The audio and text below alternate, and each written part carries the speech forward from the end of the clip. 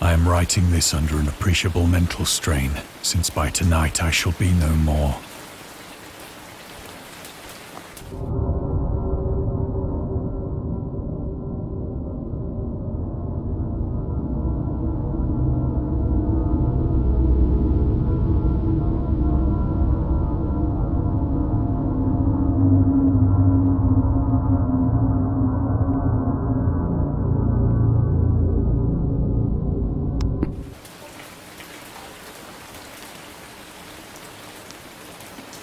Penniless, and at the end of my supply of the drug which alone makes life endurable, I can bear the torture no longer, and shall cast myself from this garret window into the squalid street below.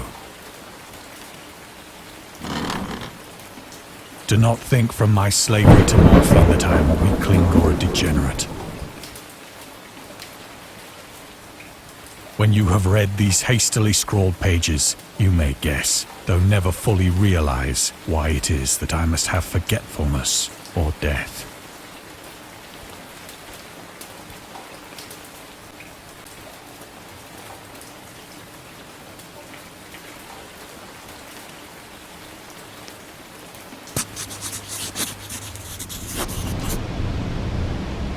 It was in one of the most open and least frequented parts of the broad Pacific that the packet of which I was supercargo fell a victim to the German sea raider.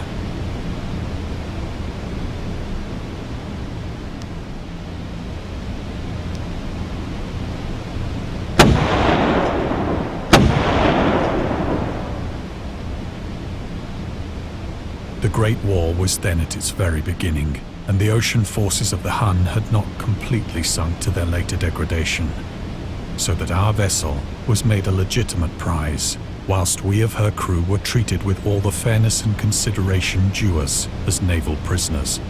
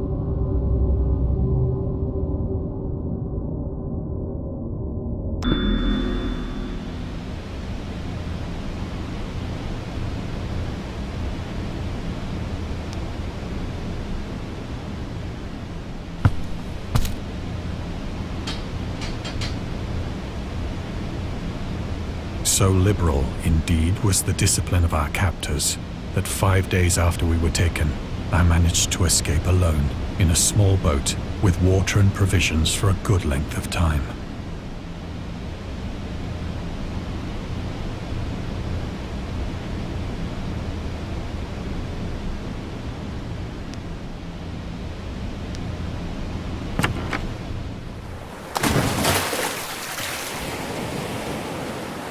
When I finally found myself adrift and free, I had but little idea of my surroundings.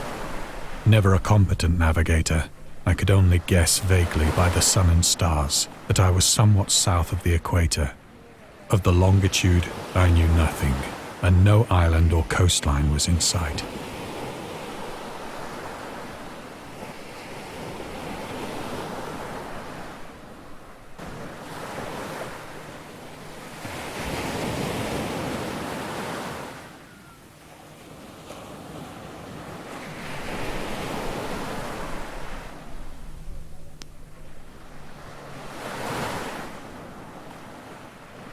The weather kept fair, and for uncounted days I drifted aimlessly beneath the scorching sun, waiting either for some passing ship or to be cast on the shores of some habitable land.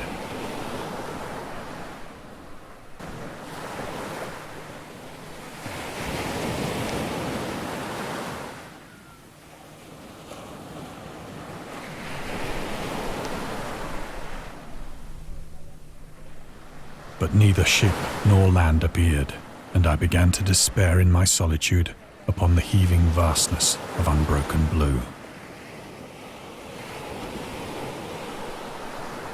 The change happened whilst I slept. Its details I shall never know, for my slumber, though troubled and dream-infested, was continuous.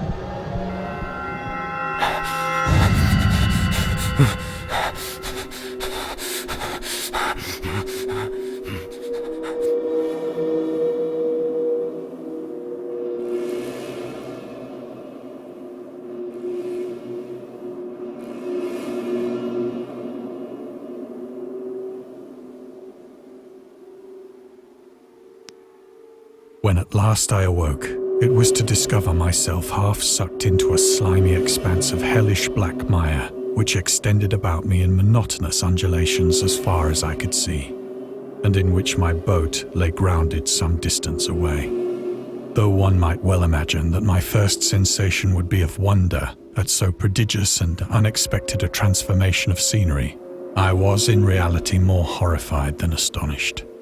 For there was in the air, and in the rotting soil, a sinister quality which chilled me to the very core. The region was putrid with the carcasses of decaying fish and of other less describable things which I saw protruding from the nasty mud of the unending plain. Perhaps I should not hope to convey in mere words the unutterable hideousness that can dwell in absolute silence and barren immensity. There was nothing within hearing and nothing in sight save a vast reach of black slime. Yet the very completeness of the stillness and the homogeneity of the landscape oppressed me with a nauseating fear. The sun was blazing down from a sky which seemed to me almost black in its cloudless cruelty, as though reflecting the inky marsh beneath my feet.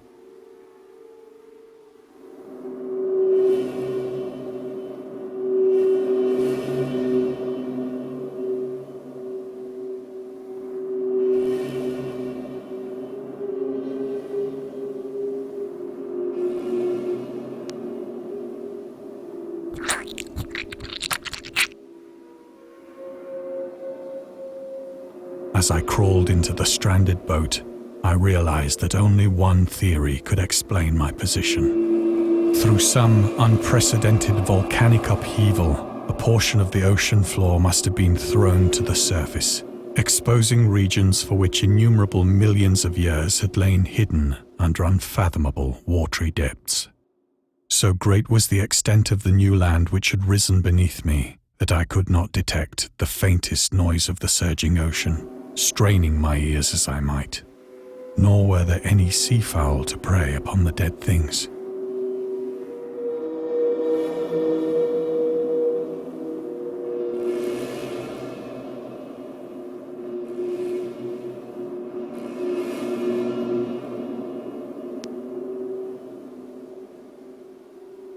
For several hours I sat thinking or brooding in the boat, which lay upon its side and afforded a slight shade as the sun moved across the heavens. As the day progressed, the ground lost some of its stickiness and seemed likely to dry sufficiently for traveling purposes in a short time. That night I slept but little, and the next day I made for myself a pack containing food and water, preparatory to an overland journey in search of the vanished sea and possible rescue.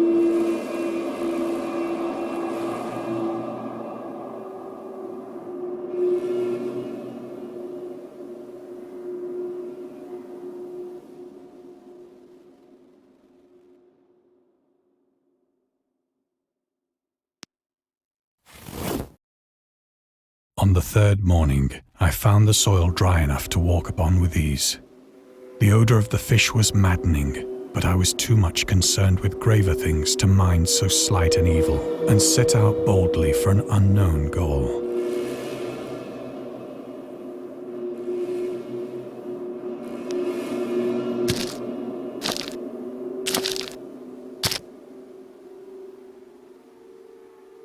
All day I forged steadily westward, guided by a faraway hummock which rose higher than any other elevation on the rolling desert.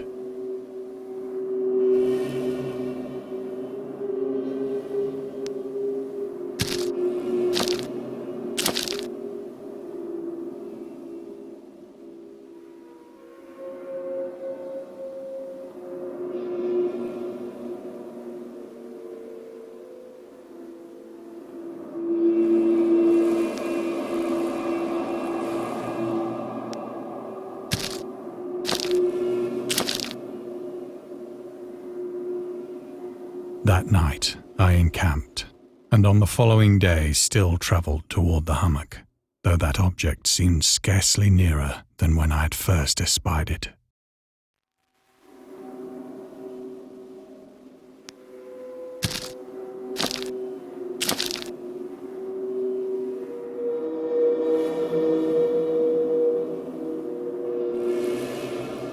By the fourth evening, I attained the base of the mound, which turned out to be much higher than it had appeared from a distance, an intervening valley setting it out in sharper relief from the general surface. Too weary to ascend, I slept in the shadow of the hill. I know not why my dreams were so wild that night, but ere the waning and fantastically gibbous moon had risen far above the eastern plain, I was awake in a cold perspiration, determined to sleep no more.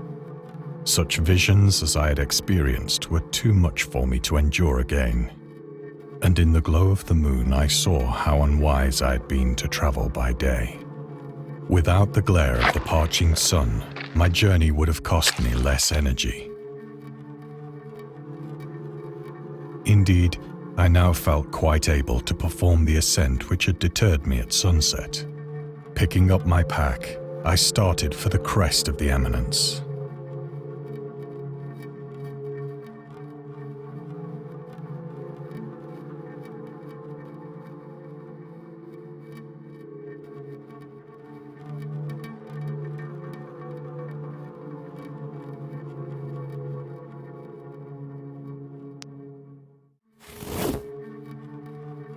I have said that the unbroken monotony of the rolling plain was a source of vague horror to me, but I think my horror was greater when I gained the summit of the mound and looked down the other side into an immeasurable pit or canyon, whose black recesses the moon had not yet soared high enough to illumine. I felt myself on the edge of the world, peering over the rim into a fathomless chaos of eternal night. Through my terror ran curious reminiscences of Paradise Lost, and of Satan's hideous climb through the unfashioned realms of darkness. As the moon climbed higher in the sky, I began to see that the slopes of the valley were not quite so perpendicular as I had imagined. Ledges and outcroppings of rock afforded fairly easy footholds for a descent, whilst after a drop of only a few hundred feet, the declivity became very gradual.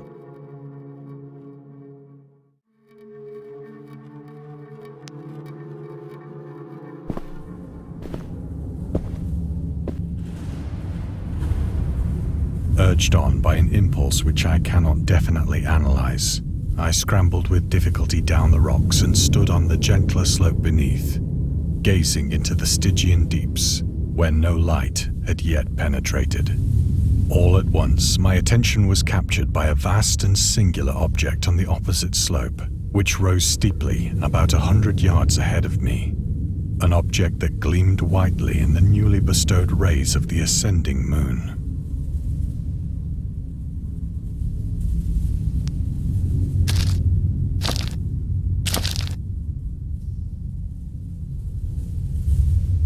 That it was merely a gigantic piece of stone, I soon assured myself. but I was conscious of a distinct impression that its contour and position were not altogether the work of nature. A closer scrutiny filled me with sensations I cannot express.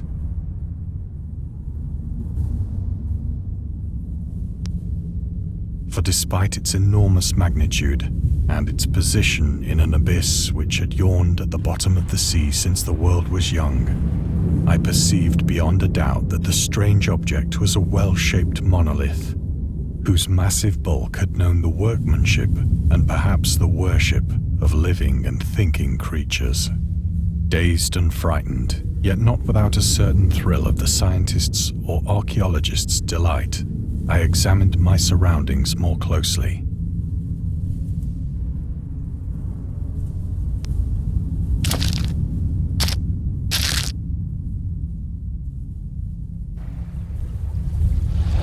The moon, now near the zenith, shone weirdly and vividly above the towering steeps that hemmed in the chasm, and revealed the fact that a far-flung body of water flowed at the bottom, winding out of sight in both directions and almost lapping my feet as I stood on the slope.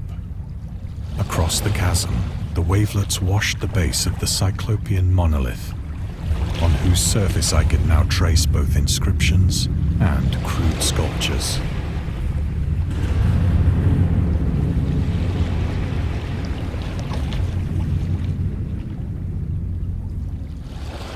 The writing was in a system of hieroglyphics unknown to me and unlike anything I'd ever seen in books, consisting for the most part of conventionalized aquatic symbols such as fishes, eels, octopi, crustaceans, mollusks, whales, and the like. Several characters obviously represented marine things which are unknown to the modern world, but whose decomposing forms I had observed on the ocean-risen plain. It was the pictorial carving, however, that did most to hold me spellbound.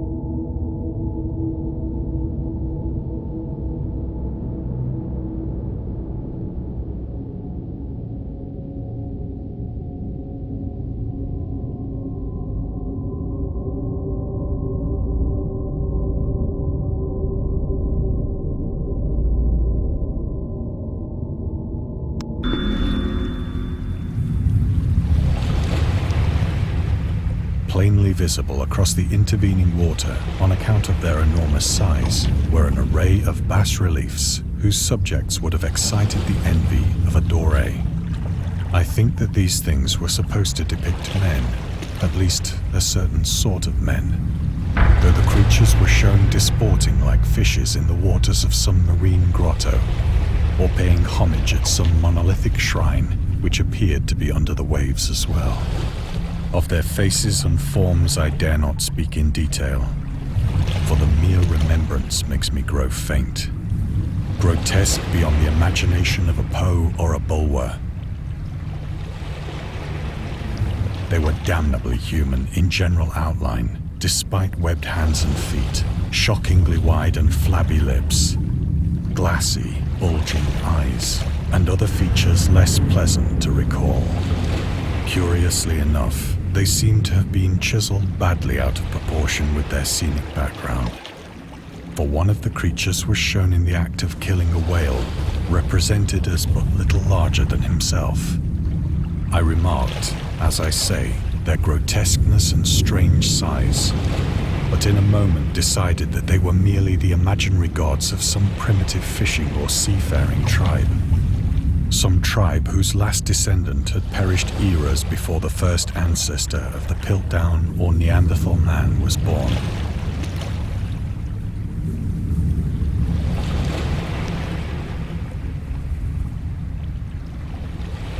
Awestruck at this unexpected glimpse into a past beyond the conception of the most daring anthropologist, I stood musing whilst the moon cast queer reflections on the silent channel before me. Then, suddenly, I saw it. With only a slight churning to mark its rise to the surface, the thing slid into view above the dark waters.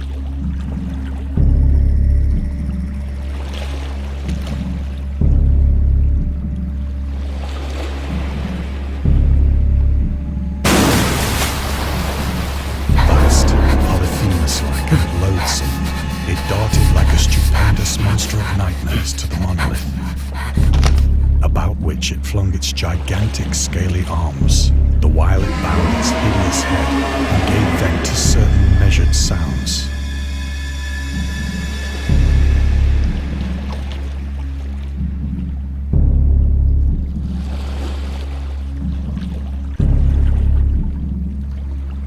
I think I went mad then.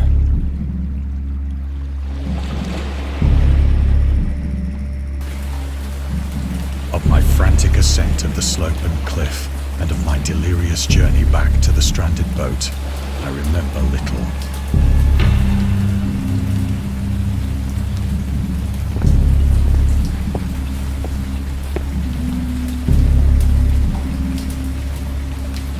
I believe I sang a great deal and laughed oddly when I was unable to sing.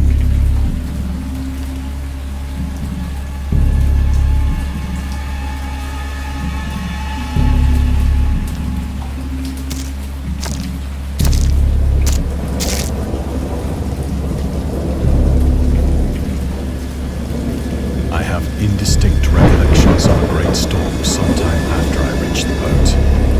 At any rate, I know that I heard pearls of thunder and other tones which nature utters only in her wildest moods.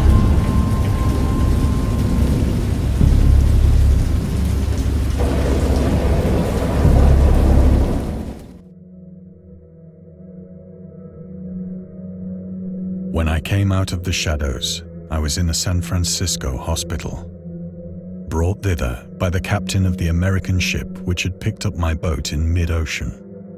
In my delirium, I had said much, but found that my words had been given scant attention. Of any land upheaval in the Pacific, my rescuers knew nothing, nor did I deem it necessary to insist upon a thing which I knew they could not believe.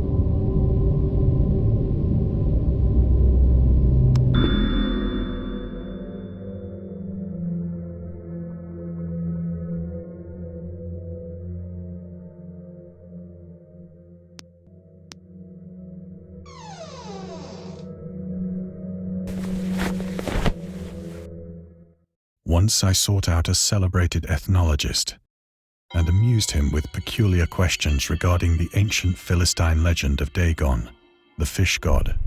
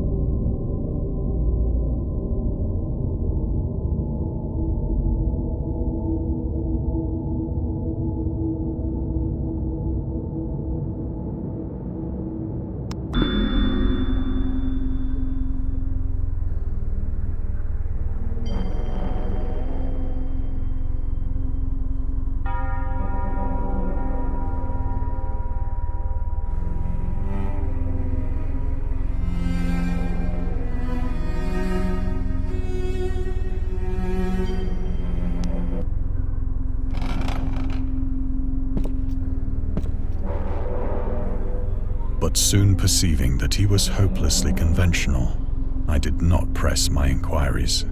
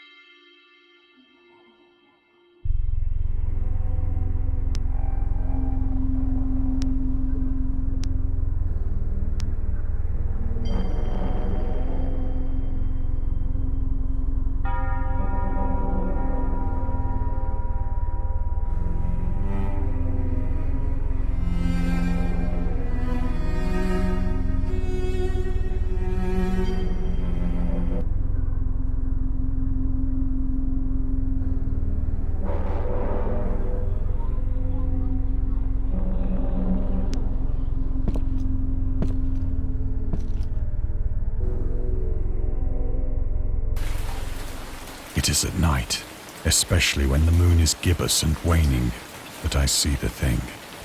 I tried morphine, but the drug has given only transient surcease and has drawn me into its clutches as a hopeless slave. So now I am to end it all, having written a full account for the information or the contemptuous amusement of my fellow men.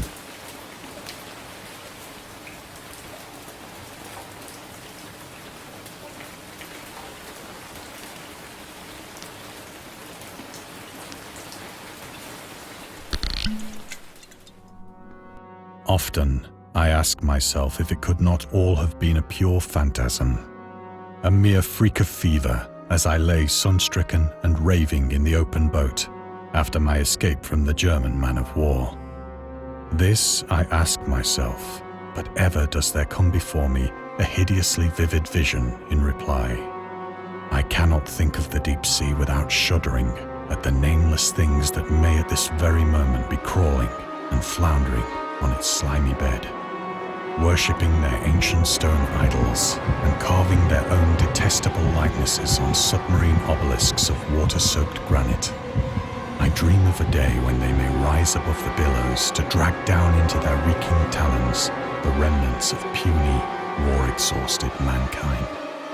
Of a day when the land shall sink and the dark ocean shall ascend amidst universal pandemonium.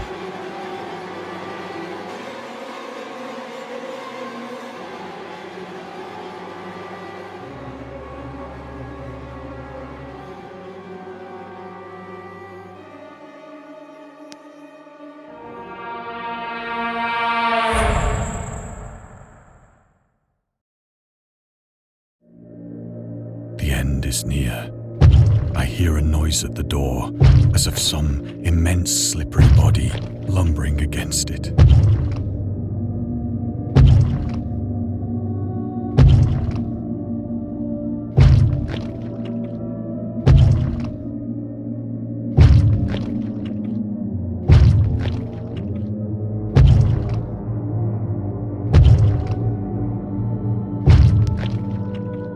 It shall not find me.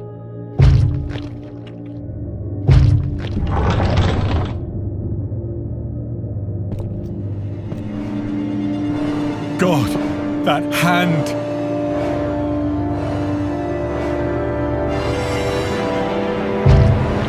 The window! The window!